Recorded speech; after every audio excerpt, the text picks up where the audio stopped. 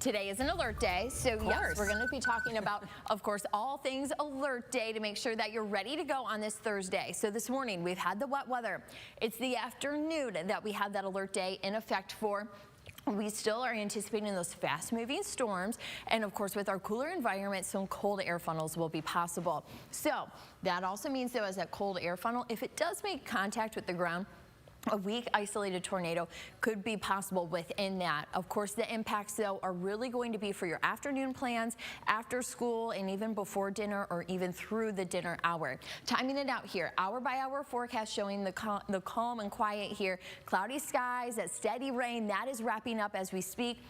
And then you can see a little bit of sun coming out here. Now, it looks like our models are trying to show that through southeast Michigan and that northwest corner, a little more cloud cover. Really, the sun is the component that we have to get that energy up to kind of give our atmosphere, the environment, to really pop some of those thunderstorms. So that's why you're going to find that we do have that sun. We're really going to be watching for that midday time frame to watch our atmosphere kind of flip to destabilize, allowing then for those storms after the 3 o'clock hour. So we'll see from 3 to 7 o'clock this line. Pretty narrow band there, and it's going to be fast moving as it comes through. So once you're through that line, then you're in good shape, and then we're done with that severe weather threat. But this is at 6 o'clock. You can see it's just moving through at that time, and it'll continue to push then further east. Behind it then, we'll have some cooler air, so that's why we will see some flurries trying to pop up here on the hour-by-hour forecast, but we really won't be doing much as far as snow talk until later into the weekend.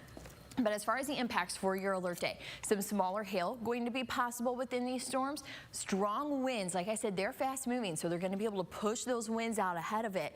And then also, like I said, those funnel clouds, something that we're monitoring and see if they make contact with the ground as far as any weak or isolated tornadoes. Of course, if we have any of those warnings, we have the team ready to go to where we will be right here on Channel 11 and also on WTOL 11 Plus with the latest information. So stay connected with us on air, online, and on the WTOL 11 weather app.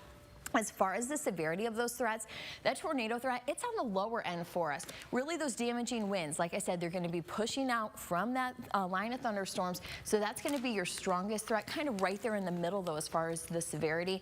And then hail kind of in that number 2 or level 2 range for us. So it's really the winds and the hail, and then watching for that isolated tornado chance as we go through the day.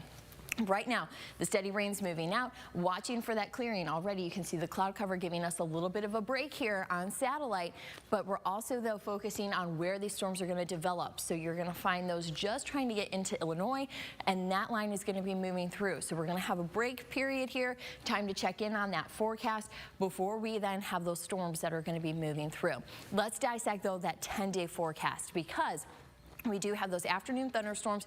Like I said, I'm watching for some flurries on Friday, because once that cold air comes in, then we go into the mid to upper 30s. That even means for Sunday, if you have some plans, we are going to be looking at some snow showers in the forecast. Shouldn't be too impactful if you're going to be driving.